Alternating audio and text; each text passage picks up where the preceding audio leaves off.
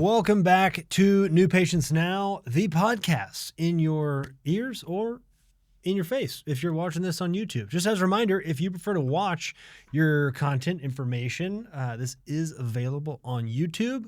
The link to the YouTube should be in there, but actually, I believe we actually now have the video on Spotify. So if you're a Spotify person like myself, you can see the video there as well. Or guess what? If you prefer to not have to look at me, you can turn off the video and you can just do the audio. But anyways, today, excited to come to you with what'll be kind of a mini-sode, let's call it. And really just because I kind of got up today and I really wanted to talk about this. And it is something that often gets overlooked just because we get so into the day-to-day, the hamster wheel of it all, and sometimes almost create this blindness, right? So I believe the actual term is cognitive dissonance, right? So it's when you're in the same space over and over and over again, you stop noticing things that if you were there the first time, you would see very clearly, right? So I say all of this because my wife and I just moved 2 weeks ago. So we sold the house we're in on a Monday, bought the new house on Tuesday, moved into the new house on Tuesday, and then left to go for the 4th of July for 3 or 4 days. And then came back and basically finished moving. And so it's kind of a weird moving situation because you're just sprinting to the finish, hoping everything works out. And then you leave this new house because there's no bed and you come back. And so the furniture's starting to show up. We're getting everything organized out of the boxes. And in that process, there's a lot of new things. There's a lot of new spaces. And what's funny is a lot of the things that we brought from the old house now almost feel new because they had gotten hidden. They had been in the same place for so long that you almost didn't even know they were there, or you forgot they were there, or you ignore the fact that you actually put them there for a very intentional reason to be revisited and to be referenced again. And years pass and that doesn't happen. And so when you get into that new space, and I'm unpacking the office and putting all these books around, and I grab a book off the shelf and I put it on my desk. And so this morning I'm reading it, and it's the Maxwell Daily Reader, and it was really good. So yesterday we were in a team meeting. We were having a conversation about personal energy, right? So how you show up. And so if you're running a practice, if you're a leader in a practice, if you're running a business, whatever you do, if you have people that you want to get along with, that you want to pursue common goals with, that you want to be able to impact, that you want to be able to influence, right? A part of that is the energy you bring into that interaction. And so this shows New Patients Now, and that means we are working on strategies, tactics, and ways to attract more new patients into the practice, because that's the lifeblood of any successful practice. And if you're in a business, it's new customers. And so the flow of new customers typically dictates the health of the business. And that's true for practice. That's with patients. That's why we talk about it so much, because the more steady and healthy that flow, the more steady and healthy the practice. Just like in the body, the more steady and healthy the blood flow, right? Oxygenated blood going to the organs and the limbs. That's how you stay alive, right? And so that's what we want to do. And you can say other people have to do all these things, and we can prioritize things. We can put lists together, and we can say, hey, well, you need to do this, you need to do this, you need to do this. What about how you say that? What about how you begin the conversation of trying to get someone on your team to do something differently? So this morning we talked about that energy again, and whether or not someone else can change your personal energy. Think about it. And it's not woo-woo energy. It's just when you show up, Are you the positive light, let's call it, in the room?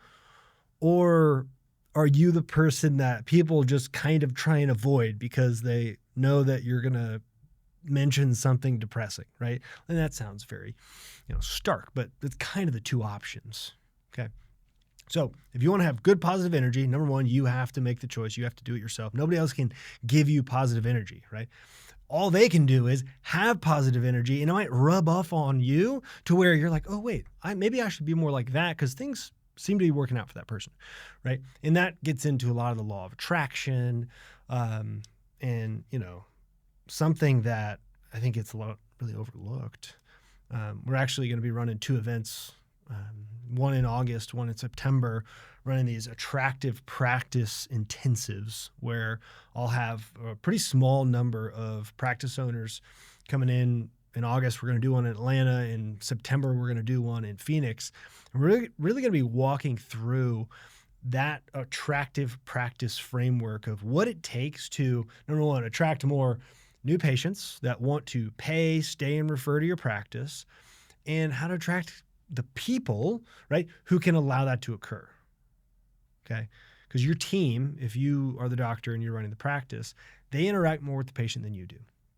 My team interacts more with our clients than I do. I can do a lot of things at scale. I can do videos. I can do call-in days. I can do, I can do large format things where I get to interact with the customers.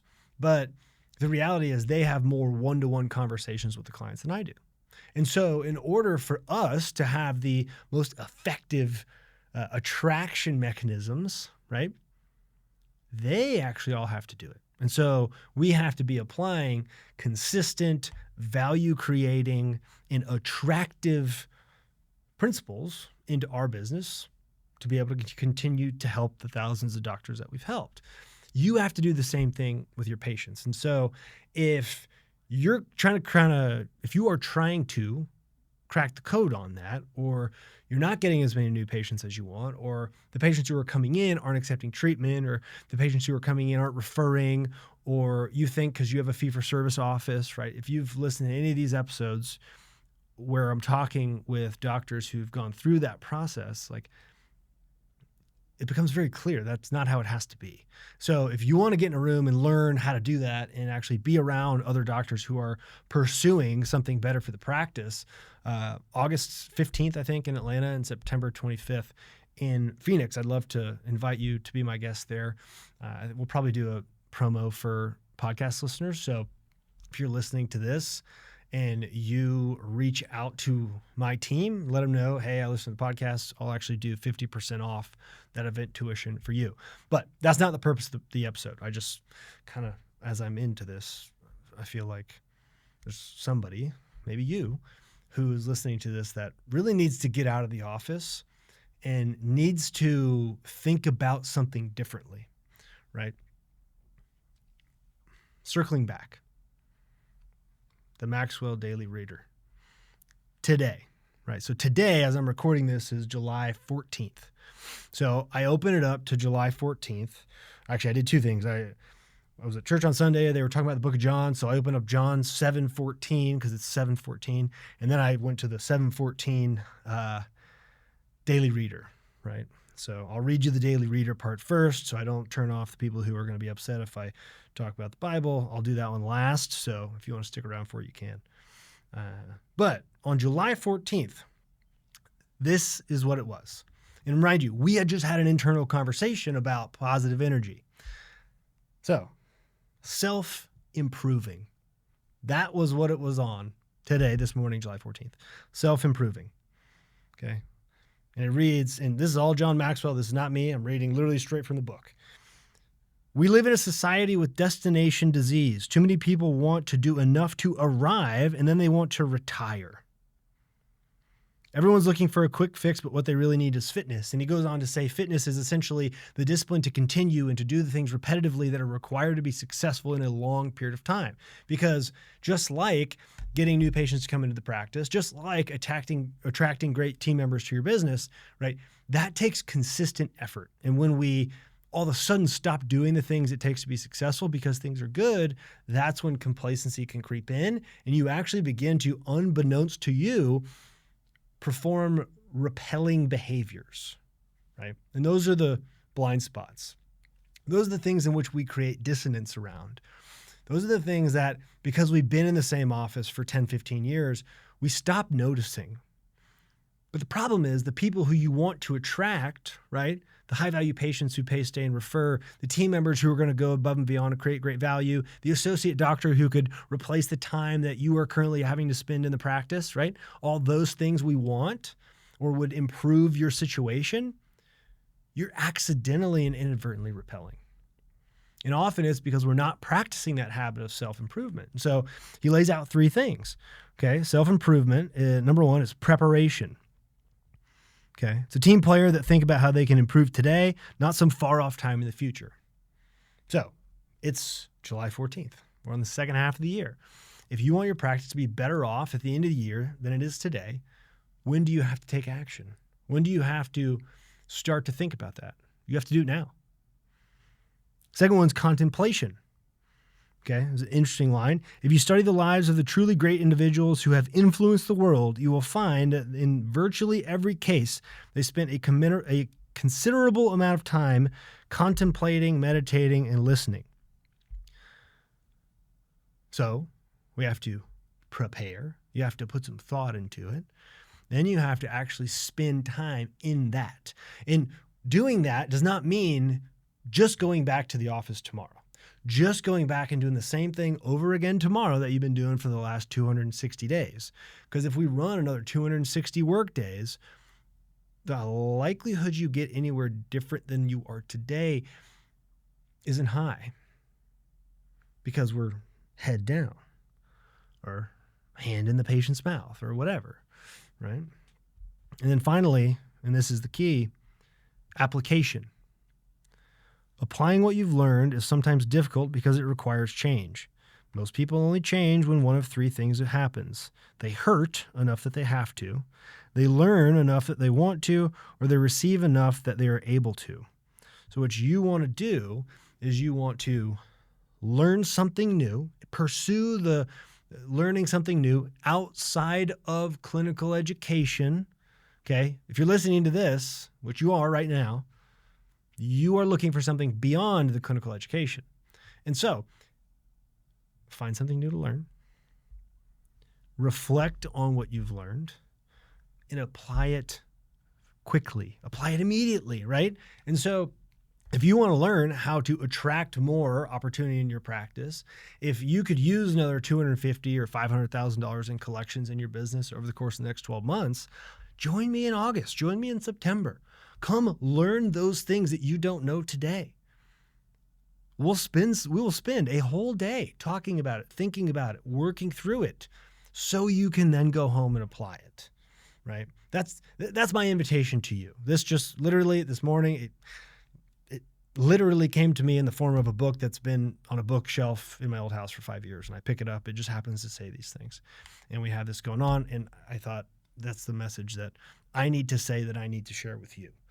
And for those who are still listening, when I did open it up to John 7:14, it did talk about saying and doing things basically in an unselfish way and trying to do things that are going to glorify and create opportunity. And so me telling this to you so that you go do something different and better has nothing to do with me. If you want to come to the event with me and we can do this together, that's great. If you listen to this and it gets you to go and to learn something new and to think about how to apply it into your life and then to apply it with speed, great. I don't care if you come to the event and we get to do that together or you do it on your own. But I got the message to you, and that's what matters. And so go out, do those things. And remember, the longer you wait, okay, because information is everywhere. You're listening to a podcast now. You're watching a podcast now. How many other of these are you going to listen to? Are you going to watch before you go do something with the information? How many more times do you need to scroll through Instagram? How many more times do you need to scroll through Facebook before you decide to take action on the things that you're learning? How many times are you going to watch someone else and their story of their practice before you are going to say, today I start? I had a great conversation, this is probably about a month ago, with Dr. Bryce Gillum, and he literally told the story of he had that moment. He's like, I'm just done hearing other people talk about what they're doing, and how he basically called our office and said, I'm ready to start. And they were literally confused, because I think that might have been the first person who ever said, I'm ready to start. I want to do, because usually, you have to convince someone that they should do something to improve themselves, which is an interesting situation. But ask yourself, can today be the day you choose to take the action that you keep considering? Something to think about. And that's what I'll leave you with. So I wish you the very best. I'll see you on the next episode. If you like the mini-sode, 15 minutes, let me know. Comment, subscribe, rate the show, DM me on Instagram. Let me know what you want to hear in future episodes, what topics we can dive into, what kind of guests we can bring onto the show. I've tried to keep it pretty tight, to be honest, as we've gotten going, but we've got a good batch of episodes. I mean, I don't know how many we've done at this point, but I feel like we're getting close to 50, maybe. I don't know, which seems crazy. But let me know who you want to hear. Let me know who we want to have interviews, conversations with. Appreciate you listening. Keep coming back. I appreciate it. I'm going to stop rambling. We'll see you next time. Bye.